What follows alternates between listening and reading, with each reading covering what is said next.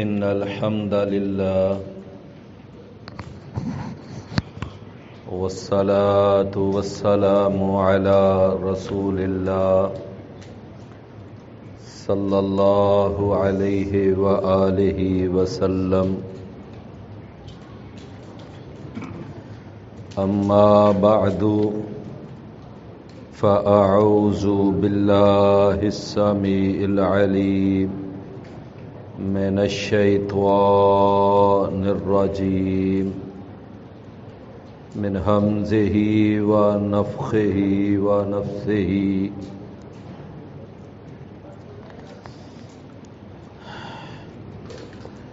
الف لام میم بسم اللہ الرحمن الرحیم. الف لام میم ذالک الکتاب لا ریب فیہ ھدی للمتقین. سورۃ البقرہ کے متعلق کافی ساری باتیں بطور تعارف کے پچھلے کل والے درس میں بیان ہو چکی ہیں، تو آج ہم انشاءاللہ سورۃ البقرہ کے جو مضامین ہیں ان کا اختصار کے ساتھ تذکرہ انشاءاللہ کریں گے. ہماری کوشش یہ ہے کہ ہم یہ آدھا گھنٹہ یہ درس کا سلسلہ جاری رکھیں، بات کو زیادہ طویل نہ کیا جائے تو دلچسپی انشاءاللہ قائم رہے گی. جو بھائی تراویح سے وتر سے فارغ ہو کر چلے جاتے ہیں ان کی کوئی مجبوری ہوگی، لیکن یہ ہے کہ جو بھائی بعد میں تشریف رکھتے ہیں ان سے بس میری ایک مؤدبانہ التماس ہے. اور بچے نو کہو کہ چھڑ دے یار بوتلاں. ان سے بس مؤدبانہ التماس ہے کہ وہ ذرا دور بیٹھنے کی بجائے ذرا تھوڑا سا قریب آ جایا کریں. جو دور دور بھائی بیٹھے ہیں ان کے لیے میں نے کل گزارش کی تھی کہ اگر کوئی بزرگ ہیں تو وہ پیچھے کرسی پر تشریف رکھ لیا کریں، کوئی بات نہیں، تھک جاتا ہے بندہ. تو مجلس کے آخر میں کچھ 15-20 کرسیاں اگر رکھ دی جائیں تو بزرگ وہاں پر بیٹھ کر درس سن لیا کریں. لیکن یہ ہے کہ ذرا قریب آ جائیں تو ساتھی ذرا جمع نظر آتے ہیں، بات کرنے میں ذرا سہولت ہو جاتی ہے. بھائیو، سورۃ البقرہ اس کے اندر اللہ تعالیٰ نے سب سے پہلے 3 قسم کے گروہوں کا تذکرہ فرمایا ہے. اللہ تعالیٰ نے فرمایا کہ یہ سورۃ الفاتحہ میں آپ کو معلوم ہے کہ ہم نے اللہ سے دعا کی تھی کہ یا اللہ تو ہمیں سیدھا راستہ دکھا، اہدنا الصراط المستقیم. اللہ تعالیٰ نے ہماری دعا کے جواب میں ہماری دعا کی قبولیت کے طور پر یہ سارا قرآن ہمیں عطا فرما دیا کہ تم نے ہی کہا تھا نا کہ ہمیں سیدھا راستہ دکھا، سیدھے راستے پر چلا. تو یہ سارے کا سارا قرآن یہ صراط مستقیم ہے. بس اس کے مطابق زندگی گزارتے چلے جاؤ تو تم صراط مستقیم پہ چلتے چلے جاؤ گے. اب اس قرآن کو ہدایت ماننے یا نہ ماننے کے اعتبار سے انسانوں کی 3 کیٹیگریاں وہ ہمیں نظر آتی ہیں۔ پہلی کیٹیگری ان لوگوں کی تھی کہ جنہوں نے اس قرآن کو دل و جان سے تسلیم کیا اور اسلام کے اوپر وہ چل پڑے، اس کے لیے انہوں نے جو بھی قربانی دینی پڑی انہوں نے قربانی دی، اپنے بیوی بچے چھوڑنے پڑے چھوڑ دیے، گھر بار چھوڑنا پڑا چھوڑ دیا، اور انہوں نے اس کے لیے جو بھی یعنی قربانی کا معاملہ انہوں نے دریغ نہیں کیا۔ یہ لوگ متقین ہیں، اور اللہ نے ان کی 5 نشانیاں بیان کی کہ وہ غیب پر ایمان لاتے ہیں، یہ ان کی پہلی علامت ہے۔ اور دوسری علامت یہ ہے کہ وہ نماز قائم کرتے ہیں، اور تیسری علامت یہ ہے کہ جو ہم نے ان کو رزق دیا ہے اس میں سے وہ کچھ خرچ کرتے ہیں، اور چوتھی علامت یہ ہے کہ جو اللہ تعالیٰ نے پہلی امتوں پر نازل کیا وہ اس پر بھی ایمان لاتے ہیں، اور جو محمد کریم صلی اللہ علیہ وسلم پر اللہ نے کلام نازل کیا وہ اس پر بھی ایمان لاتے ہیں، اور 5ویں علامت یہ ہے کہ وہ آخرت پر یقین رکھتے ہیں۔ یہ 5 علامتیں کن لوگوں کی ہیں؟ جو متقین ہیں، جو اہل ایمان ہیں، اور جنہوں نے دل و جان سے اسلام کے مشن کو اختیار کیا ہے۔ تو میرے بھائیوں، اس پورے طبقے اور اس پوری قسم کے جو سردار ہیں اور جو لیڈر ہیں وہ جناب سیدنا ابو بکر صدیق ہیں رضی اللہ عنہ، کہ جنہوں نے نبی صلی اللہ علیہ وسلم کی بات پر اور اسلام پر اتنا یقین کیا کہ ابو جہل نے ایک دفعہ رسول اللہ صلی اللہ علیہ وسلم کے معراج کے واپسی پر آ کر ابو بکر صدیق کو وہ کہنے لگا کہ اے ابو بکر یہ بتا کہ اگر کوئی آدمی یہ کہے کہ میں ایک ہی رات کے اندر مکہ سے فلسطین گیا ہوں تو یہ بات مانی جا سکتی ہے؟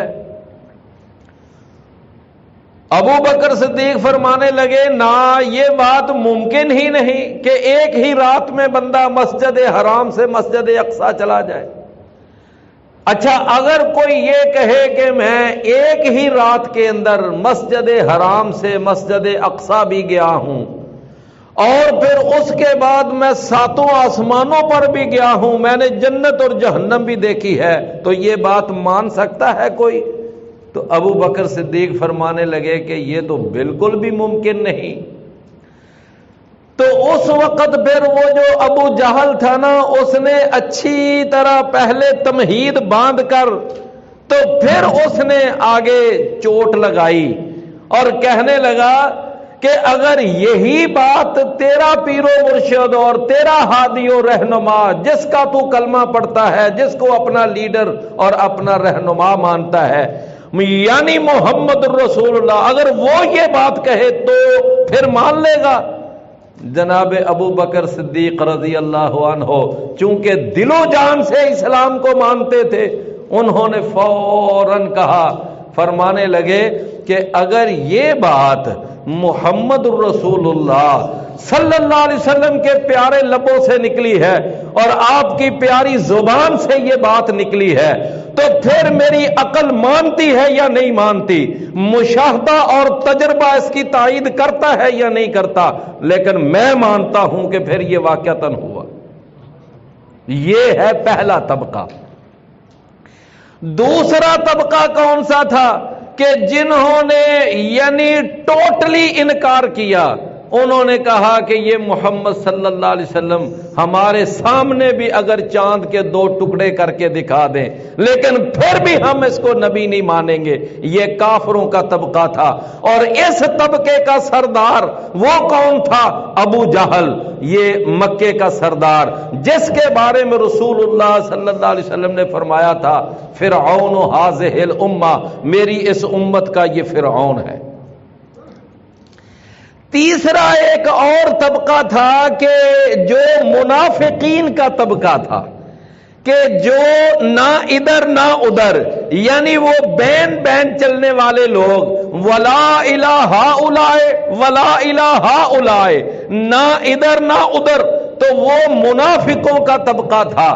تو منافقوں کا جو طبقہ تھا، یعنی اوپر سے کلمہ بھی پڑھ لیا، اپنے اسلام کا اظہار بھی کر لیا، لیکن اندر سے اسلام کی جڑیں کاٹ رہے ہیں، اسلام کو کھوکھلا کر رہے ہیں، اسلام کو نقصان پہنچا رہے ہیں۔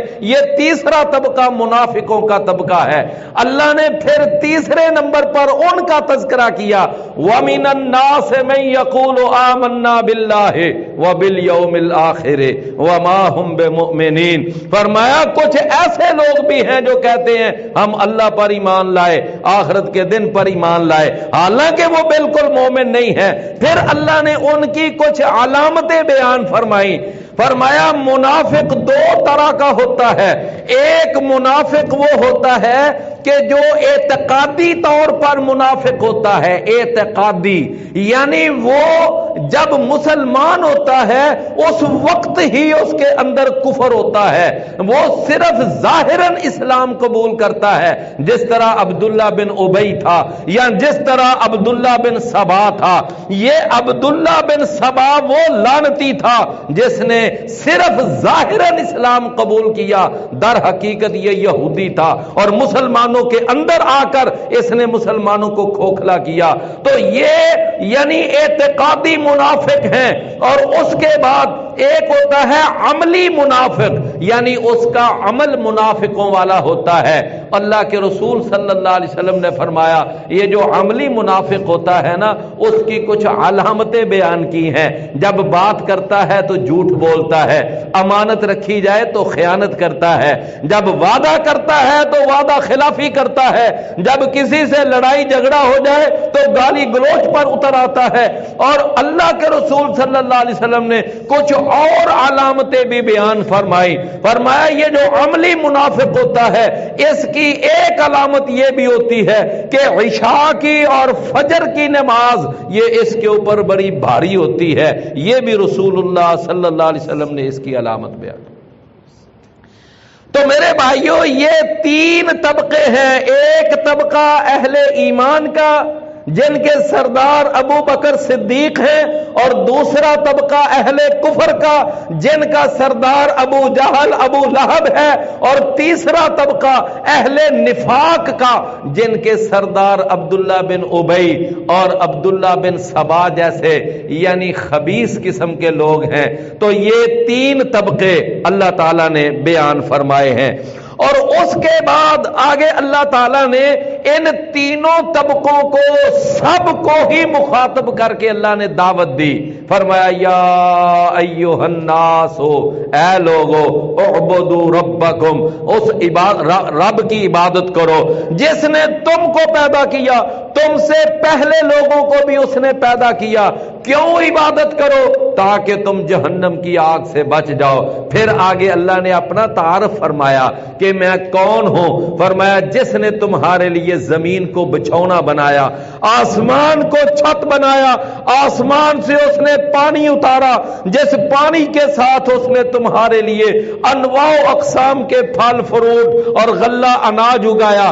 پھر اللہ نے اپنا تعارف کروا کے آگے فرمایا فلا تجعلوا للہ اندادا وانتم تعلمون، فرمایا کہ تم اللہ کے ساتھ اللہ کے شریک نہ بناؤ، تم کھاتے اللہ کو کا ہو، پیتے اللہ کا ہو، زمین اللہ کی استعمال کرتے ہو، چھت اللہ کا استعمال کرتے ہو، ساری نعمتیں تمہیں اللہ دینے والا، اور تم گن گاتے ہو کسی اور کے، تم تعریفیں کرتے ہو کسی اور کی۔ اللہ تعالیٰ کو یہ بات بالکل بھی گوارا نہیں ہے۔ میرے بھائیوں جدہ کھائیے اودا گائیے، لہذا اللہ تعالیٰ نے فرمایا فلا تجعلوا للہ اندادا وانتم تعلمون۔ رسول اللہ صلی اللہ علیہ وسلم سے آپ نے ایک دفعہ پوچھا کہ تم جانتے ہو کہ اللہ کے ہاں سب سے بڑا گناہ کون سا ہے؟ صحابہ کہتے ہیں اللہ کے رسول آپ ارشاد فرمائیں کہ سب سے بڑا گناہ، سب سے بڑی حکم عدولی، سب سے بڑی نمک حرامی، سب سے بڑی بے غیرتی اللہ کے ہاں کون سی ہے؟ فرمایا سب سے بڑی اللہ کے ہاں بے غیرتی یہ ہے کہ ان تجعل للہ ندا وہو خلقک، کہ تو اللہ کے ساتھ اللہ کا شریک بنائے، حالانکہ تجھے پیدا کرنے والا وہ، تجھے رزق دینے والا وہ، تیری ضرورتیں پوری کرنے والا وہ، اور تو اللہ کے ساتھ دوسروں کو شریک بنائے کہ فلاں حضرت، فلاں سرکار، اور فلاں یہ اور فلاں وہ۔ اللہ تعالیٰ کو یہ بات بالکل بھی گوارا نہیں ہے۔ اور اس کے بعد ایک دفعہ آپ کا ایک صحابی بیٹھا ہوا ہے، تو اس نے ایسے ہی نا بس محبت میں آ کر نبی صلی اللہ علیہ وسلم کے بارے میں فرما دیا، کہہ دیا کہ ما شاء اللہ وما شئت، جو اللہ چاہے اور جو آپ چاہیں۔ کیا معنی تھا اس کا؟ کہ جو اللہ چاہے وہ ہوتا ہے اور جو آپ چاہیں وہ ہوتا ہے۔ معنی کہ اللہ اور آپ دونوں کی مرضیاں اور چاہتیں پوری ہوتی ہیں۔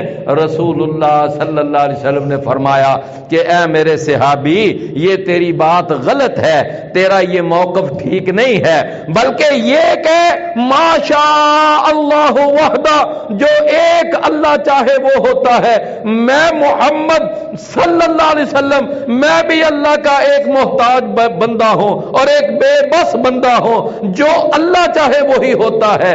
رسول اللہ صلی اللہ علیہ وسلم کی تو خواہش تھی یہ سارے مکے والے مسلمان ہو جائیں، اور خاص طور پر آپ کی خواہش تھی کہ یہ میرا چچا ابو طالب مسلمان ہو جائے، لیکن کیا رسول اللہ صلی اللہ علیہ وسلم کی خواہش پوری ہوئی؟ اللہ کے رسول صلی اللہ علیہ وسلم نے ایڑی چوٹی کا زور لگایا، آپ نے بڑی کوشش کی، لیکن چچا آخر وقت تک مسلمان نہیں ہوا۔ میرے پیارے عزیز بھائیو، رسول اللہ صلی اللہ علیہ وسلم کو اتنا ستایا گیا، آپ کو اتنا آزمایا گیا، آپ کو بڑی تکلیفیں دی گئی، تو کیا رسول اللہ صلی اللہ علیہ وسلم کے بارے میں یہ عقیدہ رکھنا کہ جو اللہ رسول چاہے، اللہ رسول کی مرضی، اللہ نبی وارث؟ میرے عزیز بھائیو، یہ صریحاً شرکیہ جملے ہیں۔ اگر کوئی یہ کہتا ہے نا کہ اللہ نبی وارث، وہ صاف اور سیدھا شرک کر رہا ہے۔ جو کہتا ہے نا اللہ رسول کی مرضی، یہ بھی سیدھا سیدھا اور واضح شرکیہ جملہ ہے۔ تو میرے عزیز بھائیو، اللہ کے رسول صلی اللہ علیہ وسلم نے فرمایا یہ نہ کہہ کہ جو اللہ اور رسول چاہے، بلکہ یہ کہہ جو صرف اللہ چاہے وہ ہوتا ہے۔ تو رسول اللہ صلی اللہ علیہ وسلم اس کے بعد اللہ تعالیٰ نے وہی چیلنج دیا، فرمایا کہ وَإِن كُنتُمْ فِي رَيْبٍ مِّمَّا نَزَّلْنَا عَلَىٰ عَبْدِنَا فَأْتُوا بِسُورَةٍ مِّن مِّثْلِهِ، کہ اگر تمہیں شک ہے نا، پہلے عقیدہ توحید کی دعوت دی ساری انسانیت کو، اب عقیدہ رسالت کی دعوت دی، اور عقیدہ رسالت کو سمجھانے کے لیے اللہ نے بنیاد بنایا قرآن کی صداقت کو، کہ اگر تم یہ کہتے ہو کہ محمد صلی اللہ علیہ وسلم وہ اللہ کا سچا رسول نہیں ہے، تو ہماری دلیل کو ذرا غور سے سنو۔ ہماری دلیل یہ ہے کہ محمد صلی اللہ علیہ وسلم پر نازل ہونے والا کلام یہ اللہ کا سچا کلام ہے، اللہ کی طرف سے نازل شدہ ہے، اور اگر یہ محمد صلی اللہ علیہ وسلم پر کلام واقعتاً اللہ کی طرف سے نازل شدہ ہے، تو پھر تمہیں ماننا پڑے گا کہ محمد صلی اللہ علیہ وسلم خود بھی اللہ کے سچے رسول ہیں۔ اور اگر اس کے اوپر نازل ہونے والا کلام اللہ کا کلام نہیں، نعوذ باللہ، محمد صلی اللہ علیہ وسلم اپنے پاس سے کلام بنا کر تمہیں پیش کر دیتا ہے اور کہہ دیتا ہے اللہ کا کلام ہے، پھر تو نعوذ باللہ محمد صلی اللہ علیہ وسلم جھوٹ بول رہے ہیں، پھر یہ اللہ کے سچے رسول نہیں ہیں۔ لہذا اب تمہیں ہماری طرف سے چیلنج ہے کہ اگر تم یہ ثابت کر کے دکھا دو یہ قرآن سچا کلام نہیں ہے، تو اس کے لیے ثابت تمہیں کیسے کرنا پڑے گا کہ اس قرآن کی ایک سورت جیسی کوئی ایک سورت بنا کر ہمیں دکھا دو.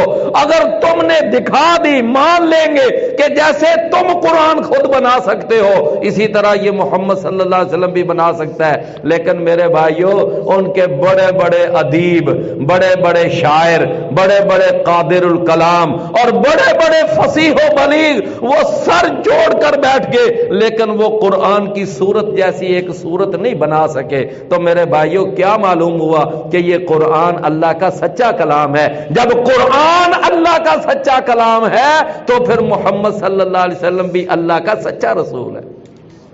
کیوں بھی بات سمجھ آئی نا؟ اللہ تعالیٰ نے پھر یہ اور اس کے بعد اللہ تعالیٰ نے ساروں کو مخاطب کیا، یا ایھا الذین آمنوا فبشر الذین آمنوا وعملوا الصالحات. اے نبی صلی اللہ علیہ وسلم آپ خوشخبری سنا دیں ایمان والوں کو جو ایمان لائے اور انہوں نے نیک عمل کی. اچھا ایمان تین چیزوں کا نام ہے. ایک ہے زبان سے اقرار کرنا، یہ ایمان کی پہلی قسم ہے. اور نمبر دو پھر آگے دل سے تصدیق کرنا، اور نمبر تین اپنے عمل کے ساتھ اس کا ثبوت پیش کرنا. اگر ان تینوں میں سے ایک چیز بھی نہ ہو تو بندہ مومن نہیں ہوتا. اگر زبان سے اقرار نہیں کرے گا تو وہ بندہ کافر ہوگا، اگر دل سے تصدیق نہیں کرے گا تو وہ بندہ منافق ہوگا، اور اگر اپنے عمل سے ثبوت نہیں پیش کرے گا تو وہ فاسق فاجر اور بروپیہ ہوگا. لہذا وہ مومن ہونے کے لیے تینوں چیزیں پایا جانا ضروری ہیں. زبان سے اقرار بھی ہو، دل سے تصدیق بھی ہو، اور اپنے عمل کے ساتھ اس کا ثبوت بھی پیش کیا جائے. اس کے بعد آگے اللہ تعالیٰ نے نا پھر ایک مثال بیان کی. فرمایا اللہ تعالیٰ تو مثال دینے سے نہیں شرماتا، خواہ وہ ایک مچھر کی ہی مثال کیوں نہ ہو. کیوں؟ جب قرآن مجید کے اندر نا اللہ نے کئی مثالیں دی کہ وہ لوگ جن کی تم عبادت کرتے ہو، جن کو مشکل کشا سمجھتے ہو، حاجت روا سمجھتے ہو، مختار کل سمجھتے ہو، کرنی برنی والا سمجھتے ہو، اور ان کے بارے میں یہ عقیدہ رکھتے ہو کہ ہمارے چولہے یہی جلاتے ہیں، ہماری گود ہرا یہ کرتے ہیں، ہمارے ڈوبے ہوئے بیڑے یہ کنارے لگاتے ہیں، ہمارا کارخانہ ہماری فیکٹری یہ حضرت چلاتے ہیں، جن کے بارے میں تمہارا یہ عقیدہ ہے. اللہ تعالیٰ فرماتے ہیں یہ تو ایک مکھی بھی پیدا نہیں کر سکتے، اور مکھی پیدا کرنا تو بڑی دور کی بات ہے. فرمایا اگر کوئی تمہاری بہت بڑی سرکار وہ کھانا کھا رہی ہو اور اس کے کھانے میں سے ایک مکھی آئے اور اس میں سے ایک لقمہ لے کر وہ چلی جائے، فرمایا تمہارے سارے وہ پیران گرامی، تمہارے سارے مرشد، تمہاری ساری سرکاریں، تمہارے سارے زندے مردے مل کر اکٹھے ہو کر اس مکھی کے منہ میں گیا ہوا لقمہ واپس نہیں لا سکتے، اتنے مجبور اور بے بس ہیں. اور تم یہ کہتے ہو یہ ساری کائنات پر حکومت کر رہے ہیں. اللہ تعالیٰ نے ارشاد فرمایا یہ تو مکھی بھی نہیں پیدا کر سکتے. تو جب مکھی کی مثال دی نا اللہ نے قرآن مجید میں، اور کسی جگہ پر اللہ تعالیٰ نے یعنی کوئی اور مثال، تو کافروں نے یہ پراپوگنڈا کیا کہ دیکھو محمد صلی اللہ علیہ وسلم ایک طرف یہ کہتا ہے کہ یہ قرآن اللہ کا کلام ہے، اور دوسری طرف دیکھو اس کے اندر چھوٹی چھوٹی مخلوق یہ مکھیوں کی مثالیں پیش کی جاتی ہیں. اتنی بڑی ذات اور چھوٹی سی مخلوق کی مثال پیش کرے، یہ بات تو اللہ کو جچتی نہیں. اللہ تعالیٰ نے قرآن میں ان کا دماغ صاف کیا، فرمایا بات مکھی یا مچھر کی مثال دینے کی نہیں ہے. ان اللہ لا یستحیی ان یضرب مثلا ما بعوضۃ فما فوقها. مقصد تو بات سمجھانا ہوتا ہے نا.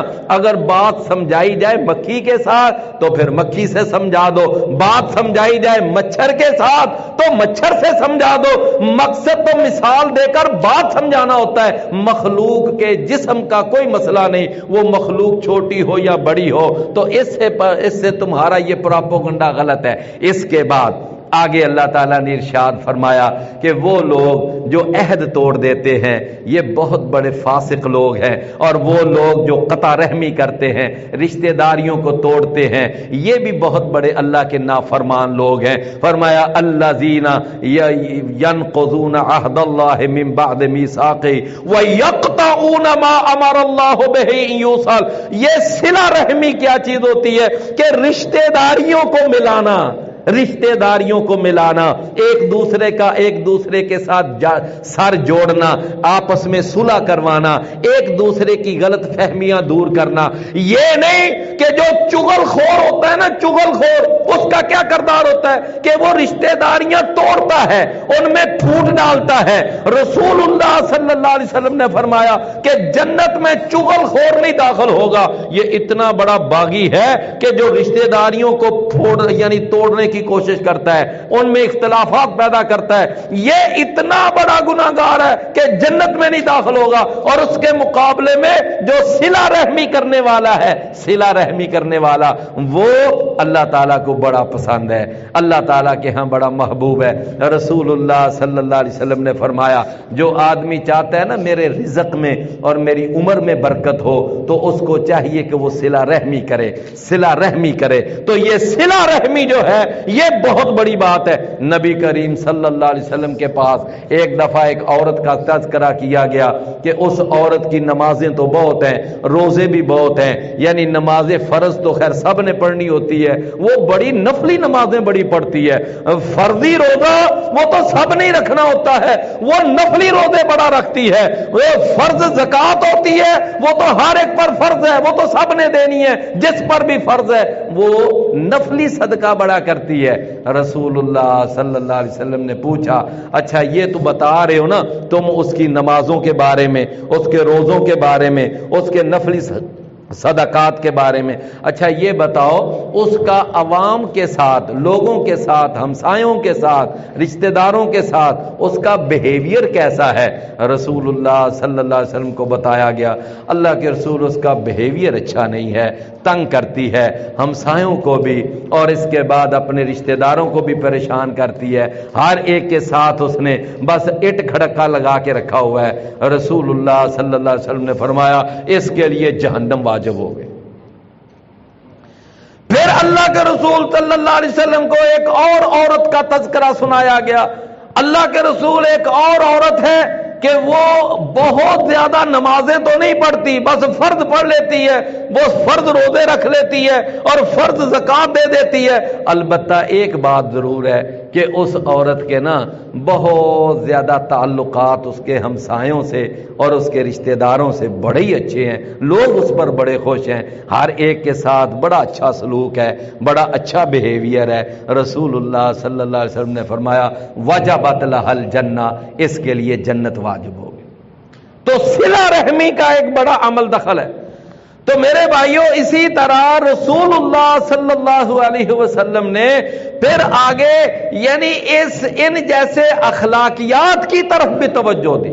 پھر آگے اللہ تعالیٰ نے جناب آدم علیہ السلام اور جناب آدم علیہ السلام اور سیدہ حوا ان کا واقعہ اللہ تعالیٰ نے بیان کیا کہ جب اللہ نے آدم علیہ السلام کو پیدا کیا اور پھر فرشتوں کو حکم دیا کہ تم آدم علیہ السلام کو سجدہ کرو تو انہوں نے یعنی سجدہ کیا سوائے ابلیس کے، ابلیس نے سجدہ کرنے سے انکار کر دیا۔ رسول اللہ صلی اللہ علیہ وسلم نے فرمایا کہ جب اس نے سجدہ کرنے سے انکار کر دیا، یہ جو سجدہ تھا نا، سجدہ جس سے انکار کیا، یہ سجدہ عبادت نہیں تھا، یہ تعظیمی سجدہ تھا، تعظیمی سجدہ۔ یہ تعظیمی سجدہ جو ہے یہ بعض مذہبوں ملتوں کے اندر یہ جائز تھا، جیسا کہ یوسف علیہ السلام کی ملت کے اندر، یعقوب علیہ السلام کی ملت کے اندر یہ تعظیمی سجدہ جائز تھا۔ انہوں نے خواب دیکھا تھا نا کہ 11 ستارے اور سورج اور چاند مجھے سجدہ کر رہے ہیں، یہ خواب اپنے والد کو بتایا اور پھر اس کی تعبیر بھی پوری ہوئی آخر میں جا کر۔ تو یہ سجدہ تعظیمی جو ہے، احترام کا سجدہ، تعظیم کا سجدہ، یہ ان کی شریعت کے اندر جائز تھا، ایسے ہی آدم علیہ السلام کی شریعت میں بھی جائز۔ لیکن ہمارے نبی صلی اللہ علیہ وسلم نے ارشاد فرمایا کہ میری امت کے اندر یہ جو سجدہ ہے نا، تعظیمی سجدہ بھی حرام ہے۔ رسول اللہ صلی اللہ علیہ وسلم سے ایک دفعہ کچھ لوگ شام سے واپس آئے اور انہوں نے آ کر عرض کیا، اللہ کے رسول ہم شام میں گئے تھے، وہاں کا جو بادشاہ ہے وہاں کی عوام اپنے بادشاہ کو سجدہ کرتی ہے، لہٰذا اگر آپ ہمیں اجازت دیں تو ہم بھی آپ کو تعظیمی طور پر، احترام کے طور پر سجدہ کر لیا کریں۔ تو نبی صلی اللہ علیہ وسلم نے نا اس موقع پر فرمایا تھا کہ اگر یہ تعظیمی سجدہ میری امت میں جائز ہوتا تو میں اپنی امت کی عورتوں کو حکم دیتا کہ وہ اپنے خامدوں کو سجدہ کریں۔ کیوں؟ اس لیے کہ اللہ نے اتنا حق رکھا ہے خامد کا اس کی عورت کے اوپر، اس کی بیوی کے اوپر، لیکن یہ تعظیمی سجدہ میری امت میں جائز نہیں۔ تو میرے بھائیوں، تو ابلیس نے انکار کر دیا تھا۔ اس نے انکار کیوں کیا تھا؟ نمبر ایک، تکبر کی وجہ سے۔ تکبر، اس کے اندر تکبر آ گیا۔ اس نے کہا انا خیر منہ، میں اس سے بہتر ہوں، مجھے یا اللہ تو نے پیدا کیا آگ سے، اس کو پیدا کیا مٹی سے، آگ مٹی سے بہتر ہوتی ہے۔ حالانکہ یہ اس کا ایک اپنا ہی فلسفہ تھا، آگ بہتر نہیں ہوتی مٹی سے، مٹی بہتر ہوتی ہے آگ سے۔ کیوں؟ اس لیے کہ آگ میں جلانے کی کیفیت ہے اور مٹی میں اگانے کی کیفیت ہوتی ہے۔ تو اگانے سے جلانا بہتر ہے یا جلانے سے اگانا بہتر ہے؟ اگانا بہتر ہے نا۔ تو بہرحال ایک اس نے انکار کیا تکبر کی وجہ سے، نمبر دو اس نے انکار کیا حسد کی وجہ سے، اس کو حسد کھا گیا۔ سب سے پہلا جرم جو اس کائنات کے اندر ہوا وہ اس حسد کی وجہ سے ہوا۔ اور تیسرے نمبر پر اس نے اللہ کے حکم کے سامنے اپنا قیاس پیش کیا تھا۔ تو یہ بھی اس کی تین وجوہات تھی۔ تو میرے عزیز بھائیوں، ہمارا جو ٹائم تھا آدھا گھنٹہ، وہ ٹائم ہمارا مکمل ہو گیا ہے۔ آخر میں آپ کو صرف ایک مسئلہ بتانا چاہتا ہوں۔ تو مسئلہ یہ ہے کہ میں نے کل بھی اور پرسوں بھی میں نے دیکھا ہے کہ جس وقت یہ وتر کی نماز، ممکن ہے کہ یہ کام کرنے والے کافی سارے بھائی اب چلے گئے ہوں، لیکن ایسا بھی ہو سکتا ہے کہ ان میں سے کوئی چند افراد بیٹھے بھی ہوں۔ تو بات بہرحال میں آپ کو سنا دیتا ہوں۔ بات یہ ہے کہ میں نے دیکھا ہے کہ کچھ بھائی جب وتر ہم پڑھتے ہیں تو آخری رکعت میں جاتے ہیں، تو جس وقت امام صاحب پڑھتے ہیں نا سورۃ الاخلاص تیسری رکعت میں، تو اس کے فوراً بعد وہ آگے دعائے وتر شروع کر دیتے ہیں، اللہم اہدنی فی من ہدیت۔ میری بات سمجھ رہے ہیں نا آپ سارے؟ تو اب طریقہ کار یہ ہے کہ جب سورۃ الاخلاص امام صاحب پڑھ لیں تو اس کے فوراً بعد ہی امام صاحب اگر رکوع سے پہلے قنوت وتر کرنی ہو تو اس کے ساتھ ہی آگے قنوت وتر شروع کر دی جاتی ہے، اللہم اہدنی فی من ہدیت۔ سمجھ آئی نا؟ مثلا امام صاحب نے کہا کہ لم یلد ولم یولد ولم یکن لہ کفوا احد، آگے ساتھ ہی امام صاحب پڑھیں گے اللہم اہدنی فی من ہدیت وعافنی فی من عافیت۔ اس کے اندر نہ یہ ہاتھ نہیں اٹھانے ہوتے، یہ ہاتھ اٹھانے کا کوئی ثبوت نہیں ہے۔ نمبر دو، جس طرح ہاتھ پہلے بندے ہوئے تھے نا اسی طرح ہاتھ بندے ہی رہنے چاہیے۔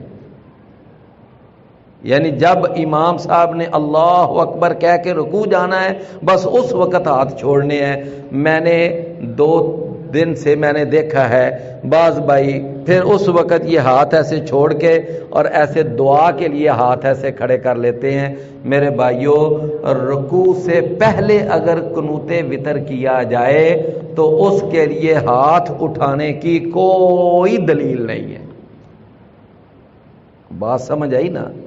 ہاں، ایک بات ہے کہ اگر قنوت وتر نہیں بلکہ قنوت نازلہ کرنی ہے، قنوت نازلہ، اور قنوت نازلہ رکوع کے بعد ہوتی ہے، وہ پہلے نہیں ہوتی۔ قنوت نازلہ کب ہوتی ہے؟ رکوع کے بعد، وہ پہلے نہیں ہوتی۔ نمبر 2، جو قنوت نازلہ ہوتی ہے نا، اس میں ہاتھ اٹھائے جاتے ہیں۔ قنوت وتر میں اور قنوت نازلہ میں ایک فرق تو یہ ہے کہ قنوت وتر زیادہ اس کے پختہ دلائل رکوع سے پہلے کے ہیں، اور قنوت نازلہ کب ہے؟ رکوع کے بعد۔ قنوت وتر کے اندر ہاتھ نہیں اٹھانے، لیکن قنوت نازلہ میں ہاتھ اٹھانے ہیں۔ بات سمجھ آ گئی نا؟ تو یہ فرق ہے۔ چلے، میں نے کل بھی کچھ لوگوں کو دیکھا، اگر کوئی ایسا بھائی ہے کہ جو یعنی یہ غلطی کر رہا ہے تو وہ اپنی اصلاح کر لے، کہ جب امام صاحب یہ پڑھیں گے نا والا، یعنی کہ وَلَمْ يَكُنْ لَهُ كُفُوًا أَحَدٌ، آگے وہ وتر کی دعا پڑھیں گے تو ہاتھ اسی طرح رہنے چاہیے، نہ ہاتھ اٹھانے ہیں نہ دعا کی طرح ہاتھ اوپر اٹھانے ہیں، بالکل نہیں، ہاتھ اسی طرح بندے رہے۔ کیوں بھی میری بات سمجھ آ گئی ہے نا؟ اللہ تعالی عمل کی توفیق عطا فرمائے۔